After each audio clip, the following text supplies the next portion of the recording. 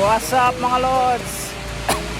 So bigyan ko lang kayo ng idea kung gaano ka-busy ang greenhouse kapag ongoing ang cleaning. Kasi dito sa greenhouse guys, Monday after lunch nag-start ang cleaning. Tapos Wednesday after lunch magpa-planting na ulit. Ganun siya kabilis linisan. So tingnan nyo.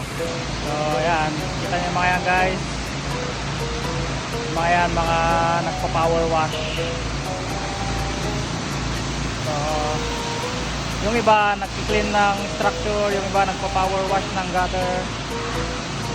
Yung iba nag-apply ng sanitation. So, maraming process. Yung iba naglalagay ng mga ganito, sticky card. So, total person na ginagamit namin dito nasa 40 siguro na tao tong mga to. So ganyan siya ka-busy guys kapag ganitong clean out, di ba? Pero basic lang yan. Tayo pabisi-bisita lang tayo. Yan, kape-kape. Ganyan lang. Ganyan lang ka-basic mag-farm dito sa Canada guys. Ayun pa.